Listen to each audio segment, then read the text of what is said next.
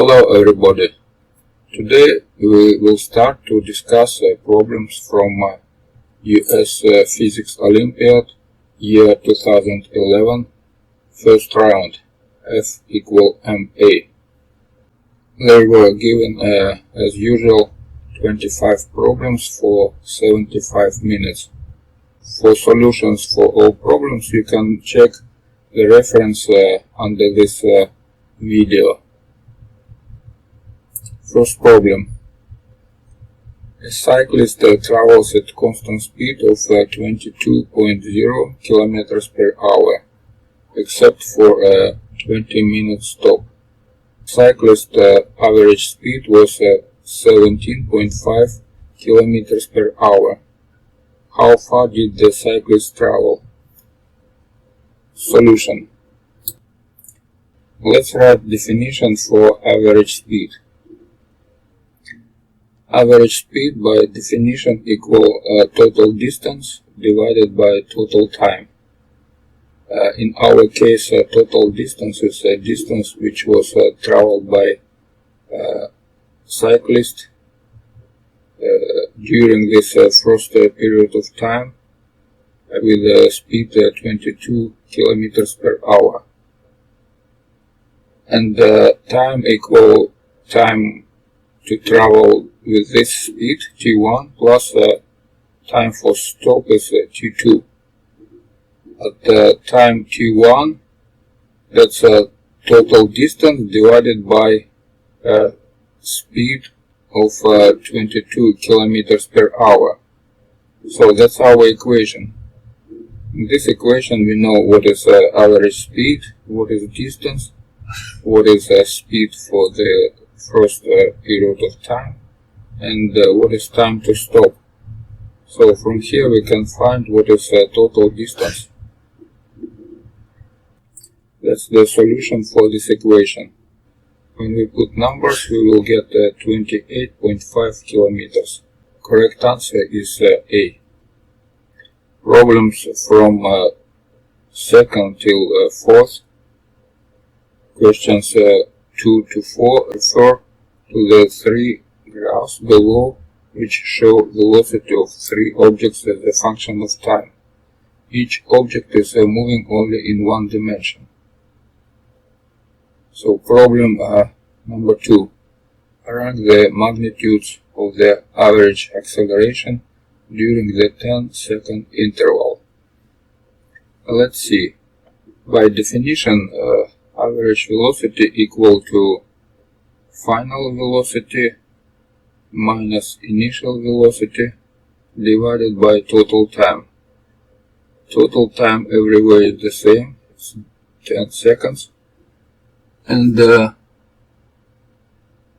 difference between the final and initial velocities are the same.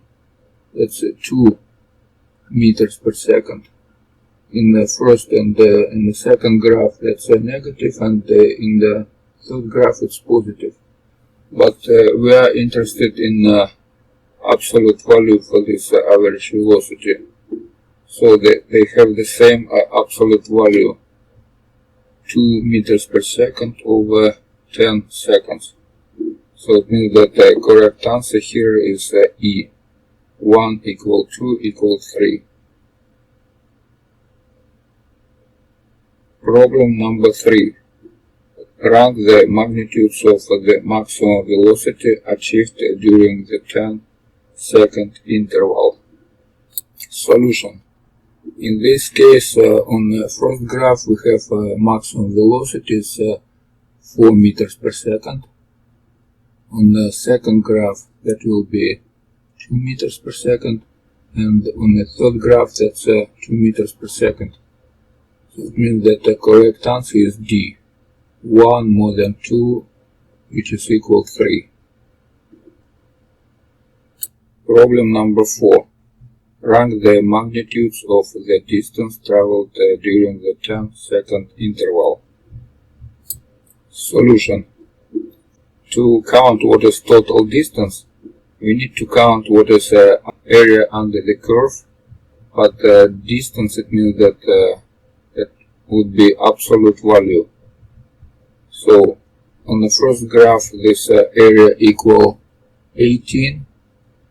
On the second graph, that's 19. And on the third graph, that's 14. It means that the correct answer is B. Second is the greatest, more than first, and first more than third. So correct answer is B. US Physics Olympiad, year 2011. F equal MA. First round. Solution for these problems you can find below this video on the reference. Problem 5. A crude approximation is that the Earth travels in a circular orbit about the Sun at constant speed, at a distance of 150 million kilometers from the Sun. Which of the following is closest for the acceleration of the Earth in this orbit? Solution.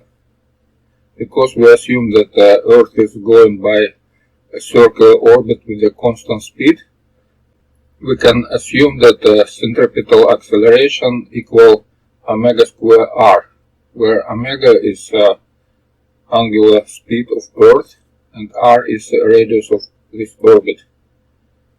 Now we can find what is angular velocity. Angular velocity equal to pi over period, and we know that period is 365 days approximately. Now we can count what is centripetal acceleration. That will be 4 pi square over period square multiplied by radius. Now we can put all numbers and use SI system, meters and seconds. So finally we will get 0.006 meters per second square, which is answer B. Problem number 6.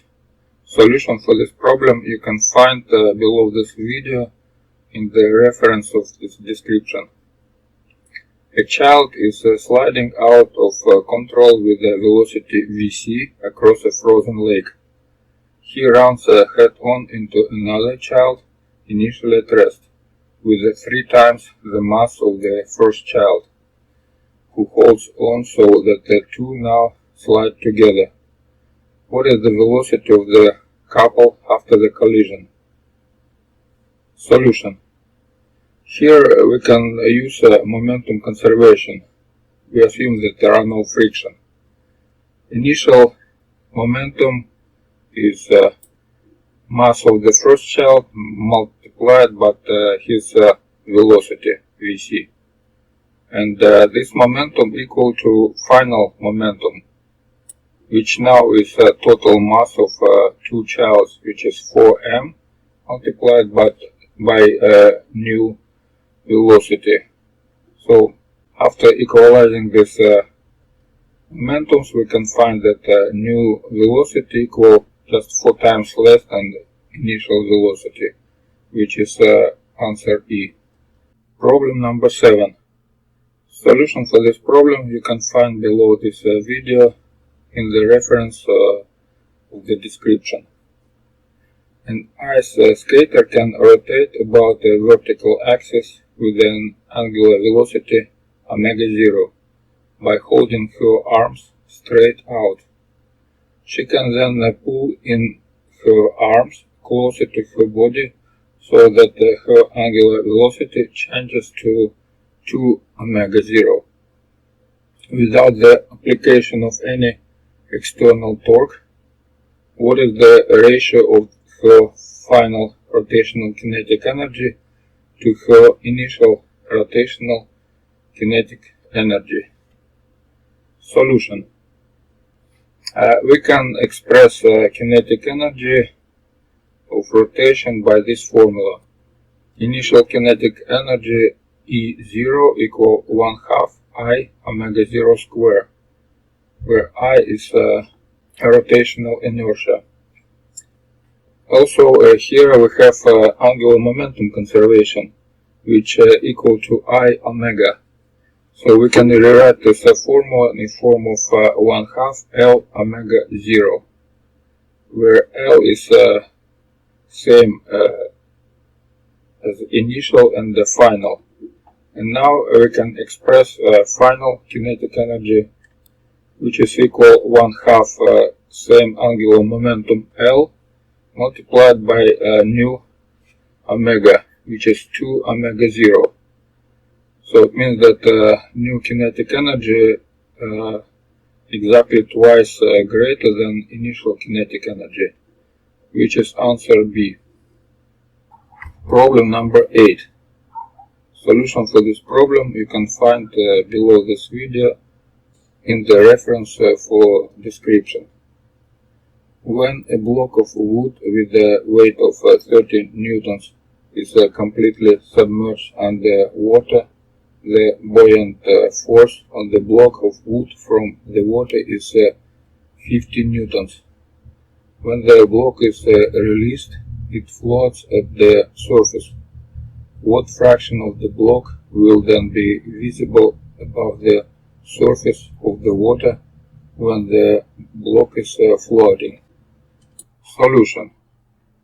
The weight of this block is 30 newtons, which we can write in formula V0 multiplied by rho, that's density of wood, and multiplied by g, free fall acceleration.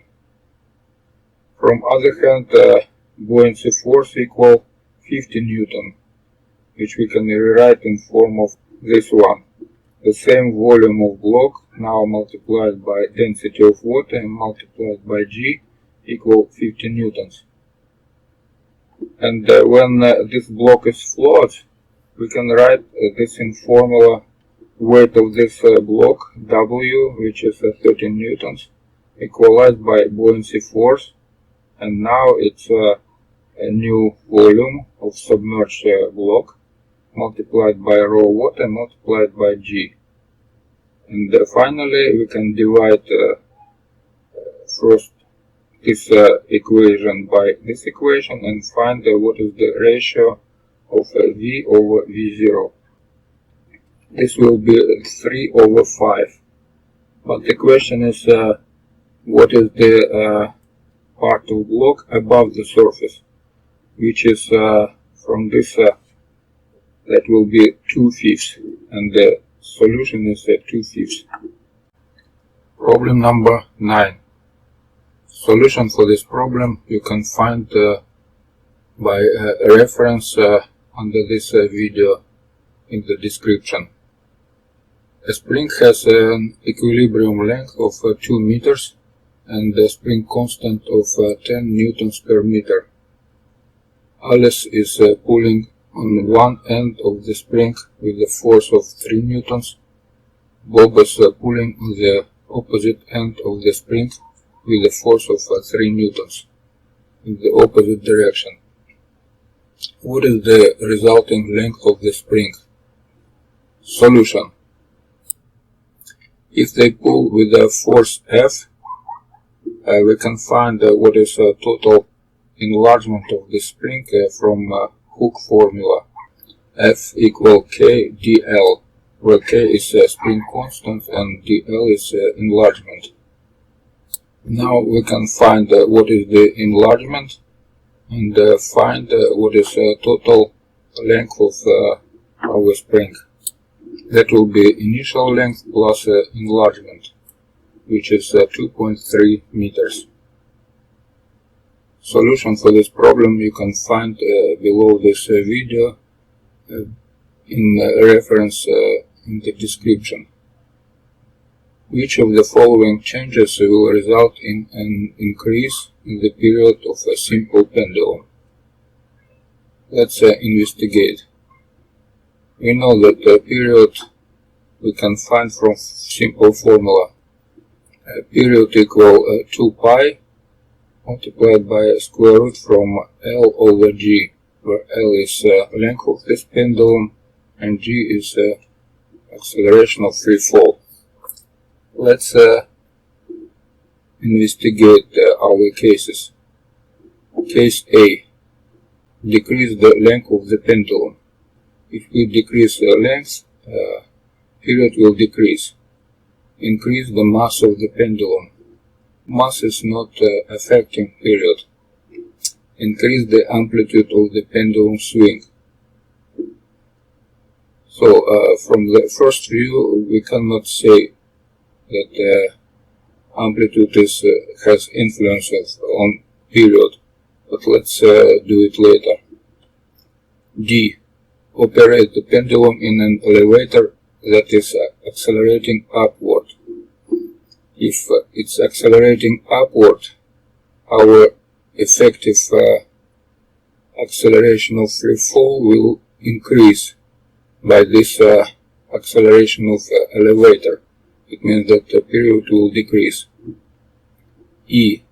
Operate the pendulum in an elevator that is moving downward at constant speed. In the inertial frame of reference, we don't have any result influence on period. We can see it from this formula. If we measure period more precisely, we can say that it's equal to this expression. So it means that the period depends from amplitude. For small angles, this function, it's almost 2 pi, but it's increasing with the amplitude theta 0. For small angles, it's increased slowly, but later, after 15 degrees, it will increase faster. So it means that amplitude will affect the period. So if we increase amplitude, the pendulum period will increase. That's the solution. Problem number 11.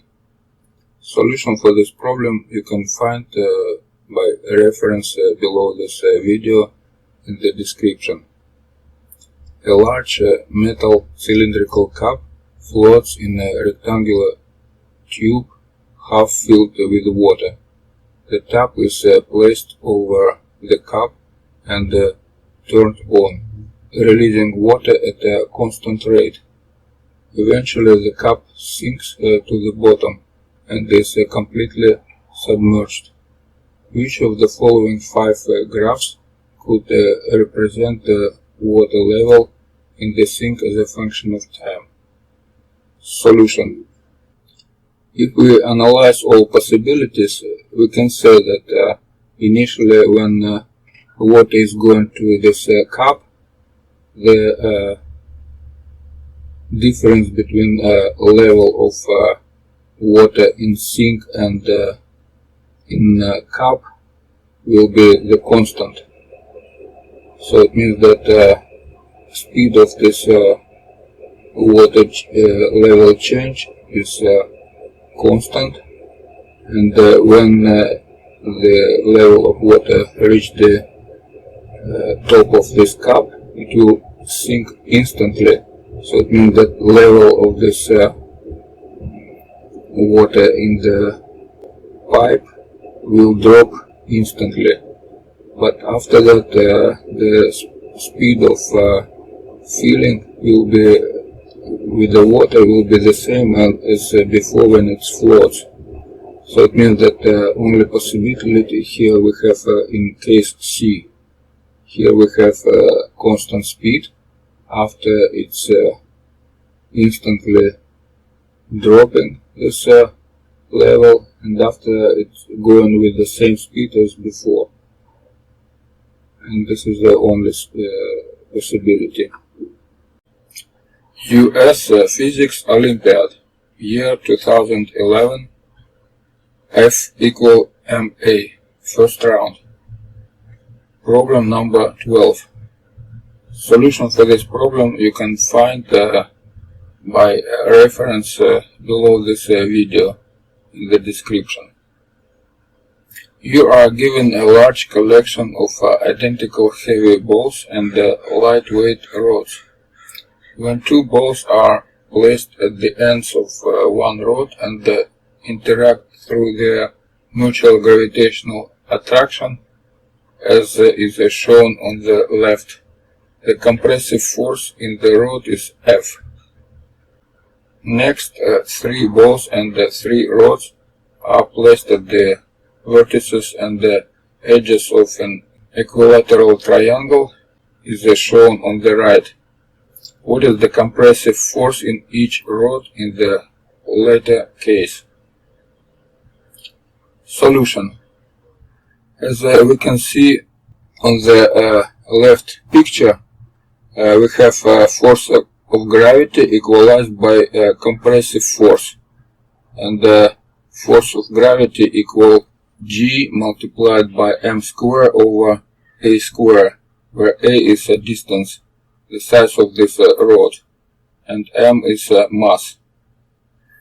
Now, if we look at the right picture, we have construction in which for each mass it connected through each rod with neighbor balls, and there are only 2 forces of gravity and 2 forces of compression, and we can see that force of gravity between 2 neighbor balls equalized by compressive force, same compressive force F in each case. It means that force of compression will be the same as in first case. So it means that solution is C, force equal F. Problem number 13. Solution for this problem you can find below of this video in the description reference.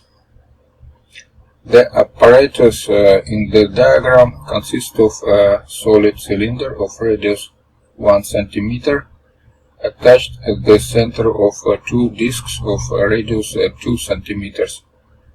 It is placed on the surface where it can roll but will not slip. A thread is wound around the central cylinder. When the thread is pulled at the angle theta equal 90 degrees to the horizontal, directly up, the apparatus rolls to the right, which below is the largest value of theta for which it will not roll to the right when pulling on the thread. Solution. Let's extend our thread through this base of this floor and check if this extension going to the right from the point O where this construction touched the floor. Because we don't have any slipping, it means that we can take this point as a point of rotation for all construction. And if we look at this picture, we have force of friction which are going through point O. Also we have force of gravity which is going through this point O, and we have normal force which is going through point O. And all these forces, they create zero torque for this construction around point O, and only force of tension create counterclockwise or clockwise torque around this point. It means that everything depends where this extension for this thread cross this floor, to the right from point O or to the left. If it's going to the right, we have total torque is counterclockwise and our construction will roll to the left. If it's going to the left, it will create torque clockwise and it will go to the right. So solution is 60 degrees. That's a critical angle for which this extension going exactly through point O. Problem 14. Solution for this problem you can find below this video on the reference in the description. You have 5 different strings with the weights tied at various points, all hanging from the ceiling and reaching down to the floor. The string is released at the top, allowing the weights to fall. Which one will create a regular uniform beating sound as the weights hit the floor? Solution. We know that height equal 1/2 gt square when the body is on a free fall. So it means that for equal period of times we have next heights h, 4h, 9h and 16h for the same period of time. So if we look at these strings, only string D create this sequence. So that's the solution, D. US Physics Olympiad, year 2011, F equal MA. First round. Problem 15. Solution for this problem you can find below this video, the reference in the description. A vertical mass spring oscillator is displaced 2 cm from equilibrium. The 100 gram mass passes through the equilibrium point with a speed of 0.75 meters per second. What is the spring constant of the spring? Solution. Here we can use energy conservation for oscillations.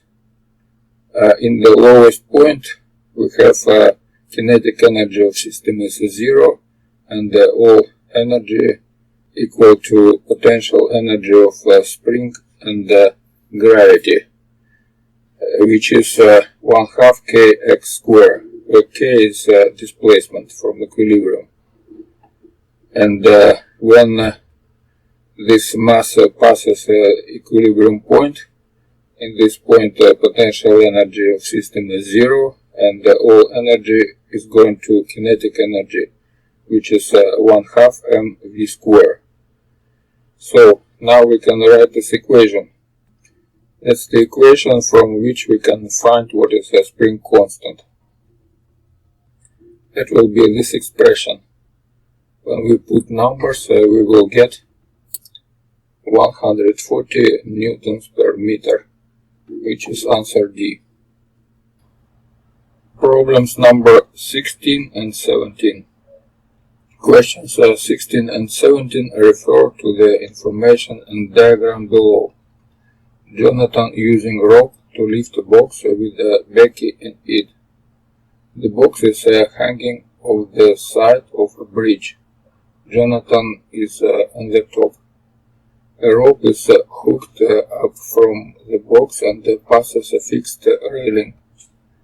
Jonathan holds the box up by pressing the rope against the railing with a massless, frictionless physics textbook.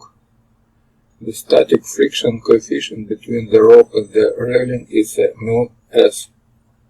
The kinetic friction coefficient between the rope and the railing is mu k less than mu s.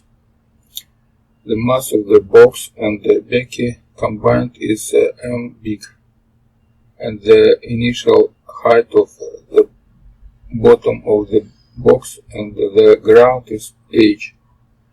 Assume a massless rope. Question 16. What magnitude force does Jonathan need to exert on the physics book to keep the rope from slipping? Solution. To keep a rope from sliding, Jonathan must create a force of friction equal exactly mg. So that's the equation. Force of friction equal mg. But maximum force of friction equal mu static multiplied by force which Jonathan can apply to press this rope. So that will be this expression. So from this two expression we can find that force exerted by Jonathan on physics book must be equal to mg over mu static, which is answer E. Question 17. Jonathan applies a normal force that is just enough to keep the rope from slipping. Becky makes a small jump, barely leaving contact with the floor of the box. Upon landing on the box, the force of the impact causes the rope to start slipping from Jonathan's hand. At what speed does the box smash into the ground? Assume Jonathan's normal force does not change. Solution.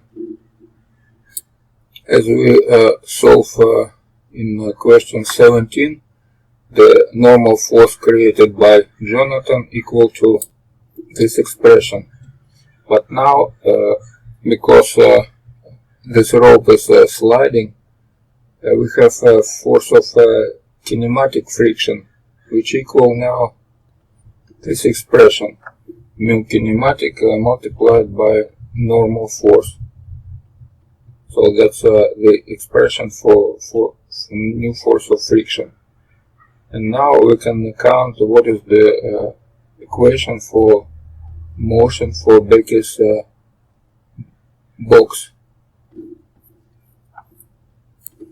This is the equation. MA equal mg minus force of friction, which is this one. And from here we can find what is acceleration for this motion, and that will be this expression. Now we know what is acceleration and what is the total height. From this data we can find what is final speed. Final speed square equal 2AH, and the final answer will be this one. So we see that the correct answer now is D. US Physics Olympiad, year 2011, F equal MA, first round. Problem 18. Solution for this problem you can find below this video on the reference in the description. A block of mass m equal 3 kg slides down one ramp and then up a second ramp. The coefficient of kinetic friction between the block and each ramp is mu k equal 0.4. The block begins at a height h1 equal 1 meter above the horizontal. Both ramps are at 30 degrees incline above the horizontal. To what height above the horizontal does the block rise on the second ramp? Solution. First, let's draw the picture. Initially, block starts to slide on the first ramp from height h1, moving against the force of friction, and after that rising up on the second ramp, again moving against the friction. So here we can use work energy theorem. It means that initial potential energy equal final potential energy plus work done by force of friction. So force of friction as usual equal mu multiplied by mg cosine theta, where mg cosine theta, that's a normal force. And now we can write a full equation for our problem. Now full equation looks like this.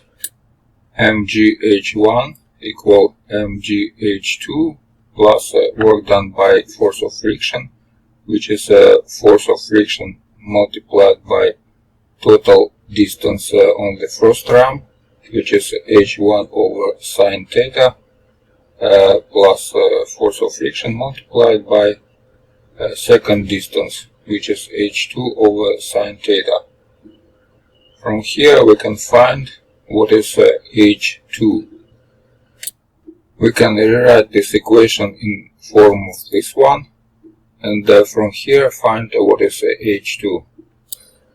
Finally, we have H2 equal this expression, and after simplification and putting numbers, we will get 0.18 meters, which is answer A. Problems 19 and 20. Questions 19 and 20 refer to the following information. A particle of mass 2 kg moves under a force given by equation F equal -8 newtons per meter multiplied by xi plus yj, where I and j are unit vectors in x and y directions. The particle is placed at the origin with an initial velocity v equal 3 meters per second by I direction and 4 meters per second by j direction. Questions 19. After how much time will the particle first return to the origin? And question 20. What is the maximum distance between the particle and the origin? Solution.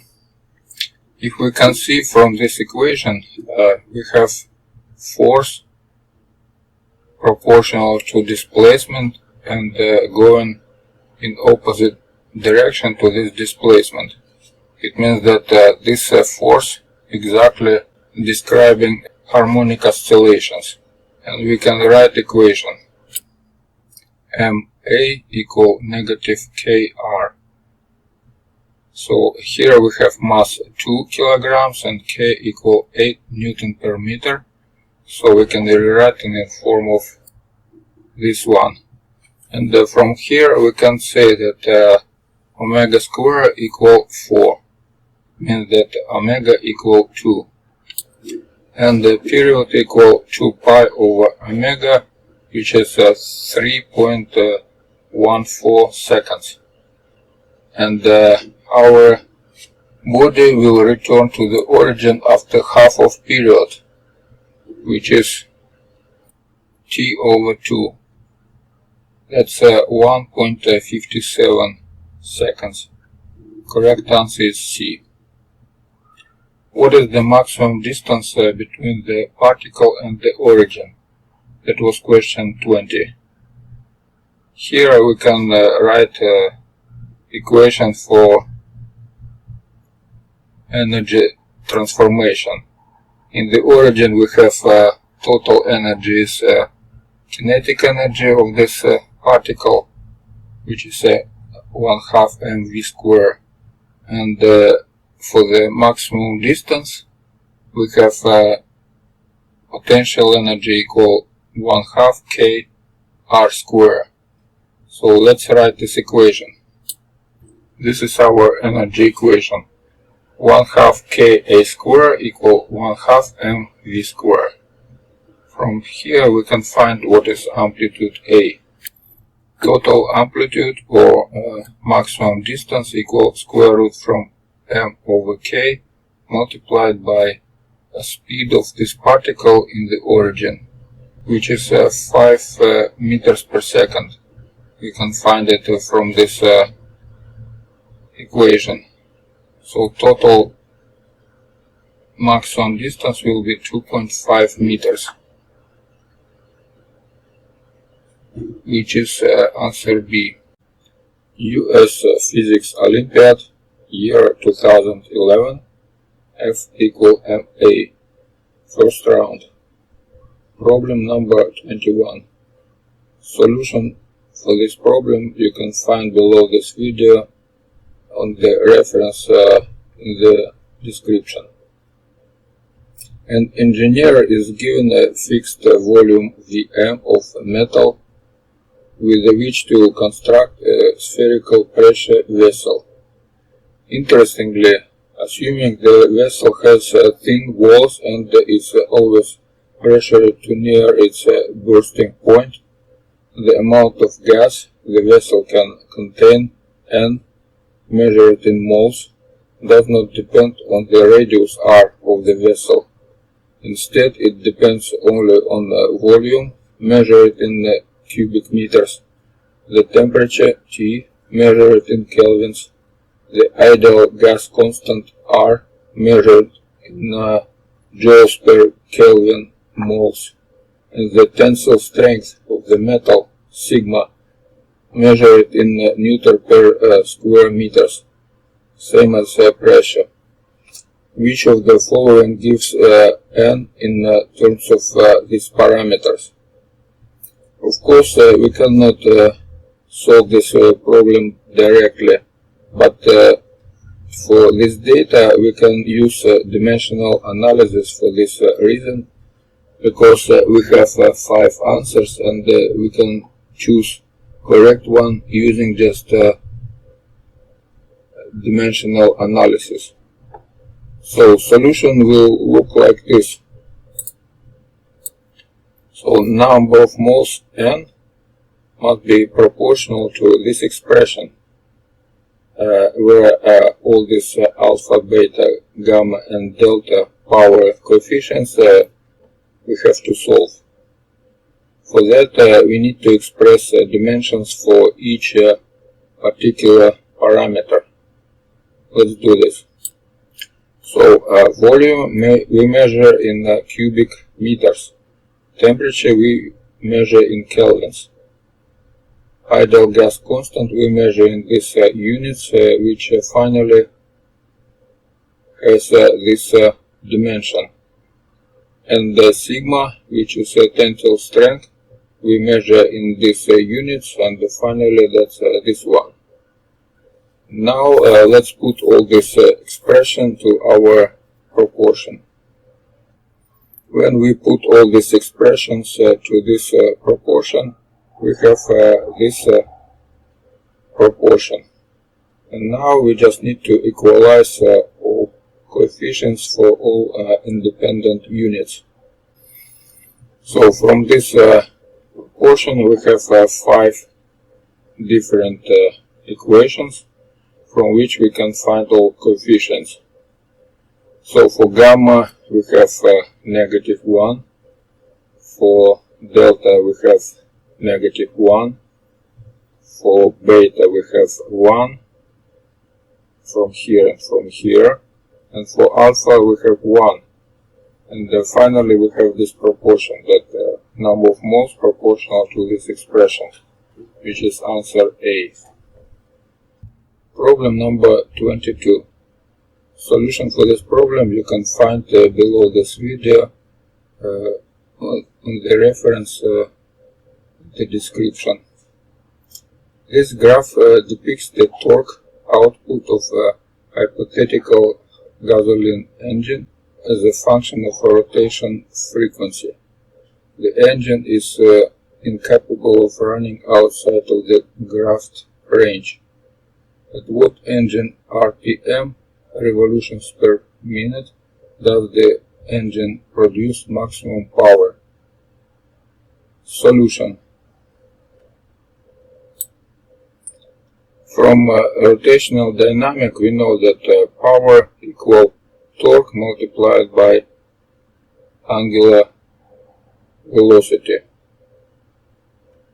and this is the formula. Now let's look at this graph.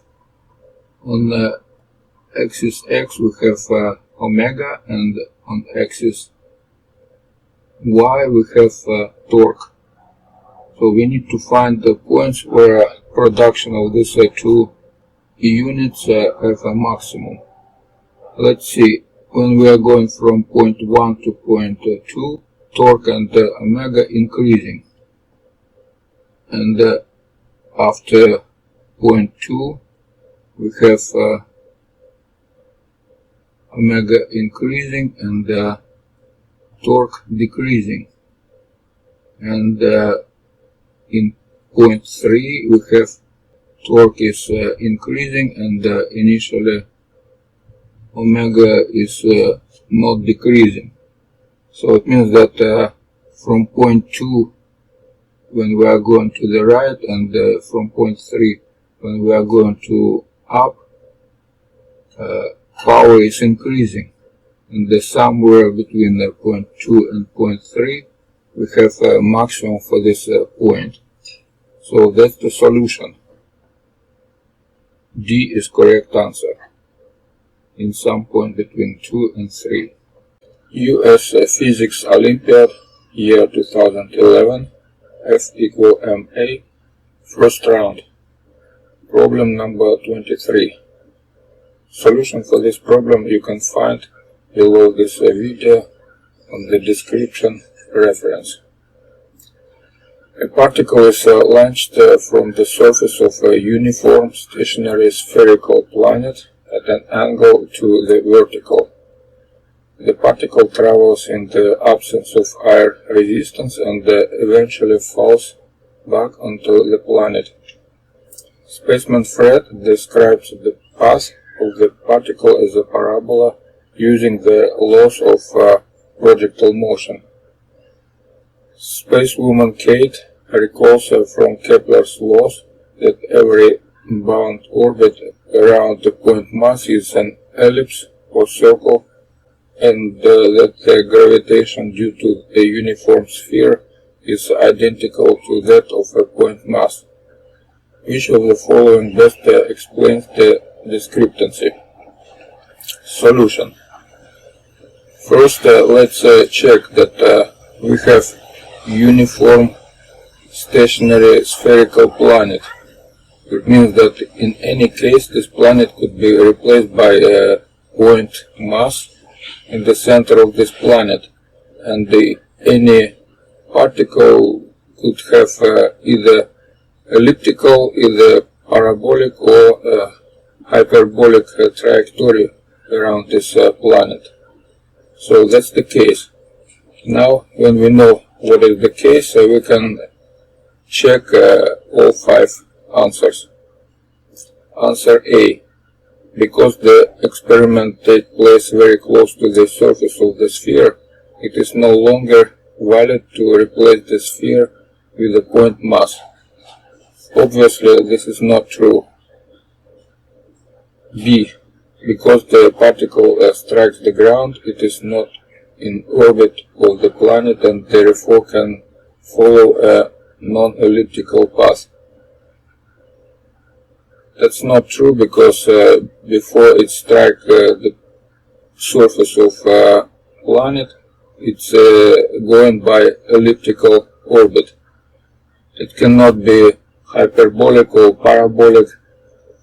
In that case, a particle will never return back if it's going from a surface under some kind of angle. So that's not true either.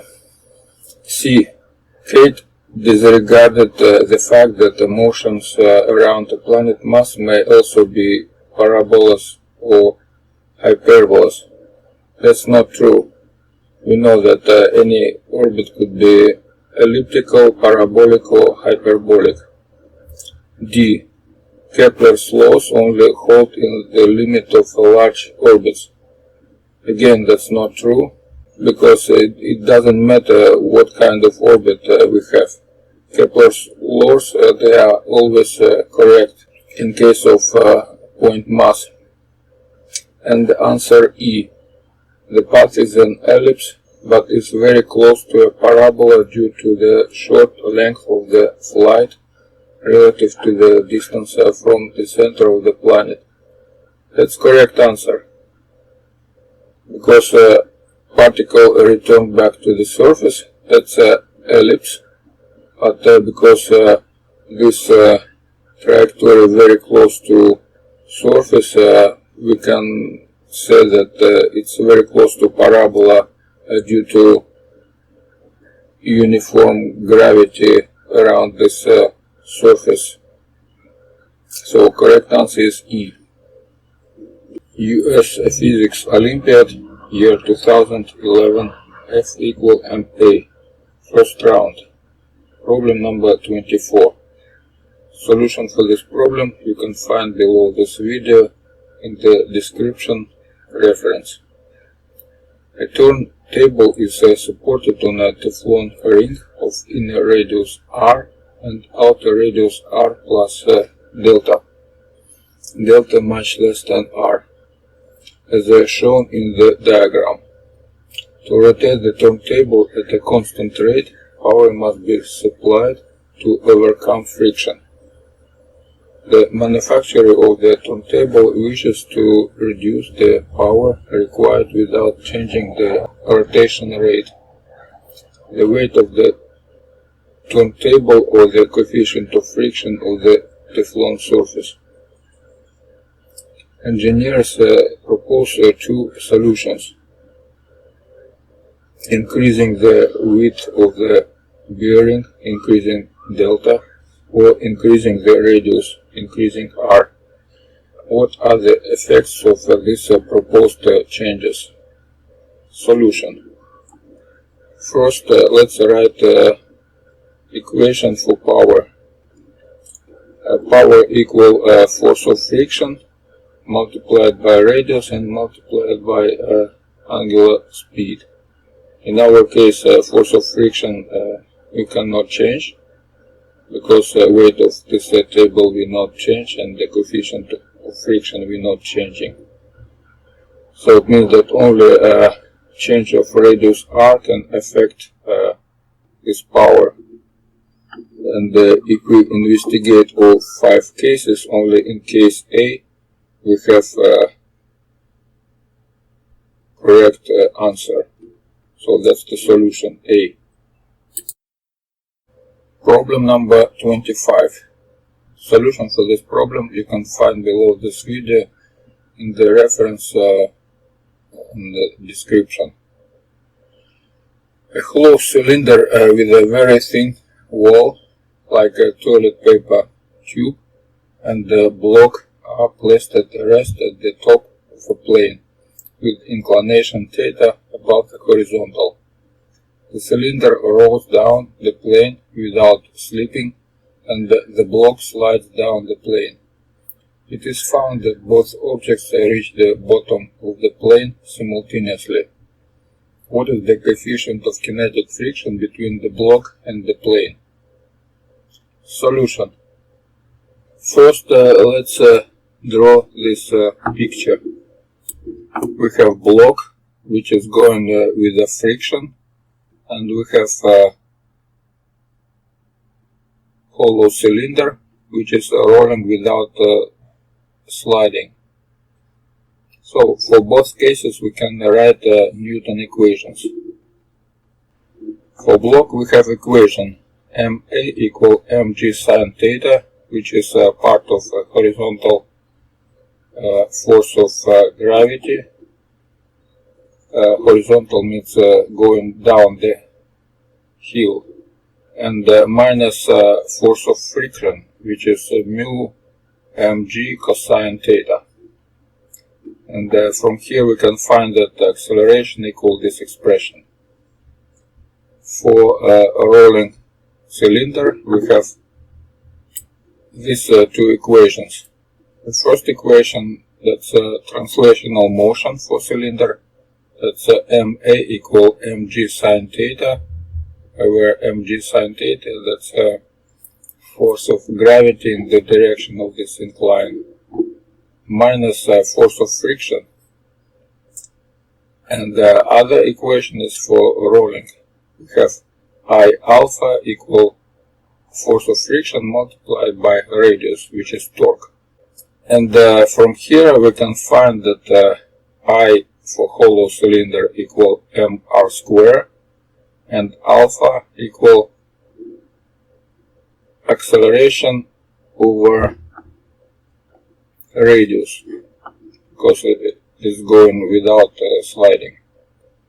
And when we insert this expression to this second equation, we have force of friction F equal ma. Now we can put this to the first expression and find that acceleration equal this expression for hollow cylinder. And now, because both objects they are reaching bottom for the same time, we have both acceleration must be equal to each other. So this acceleration equals this acceleration. And from here, total coefficient of friction must be equal to 1/2 tangent theta, which is answer C.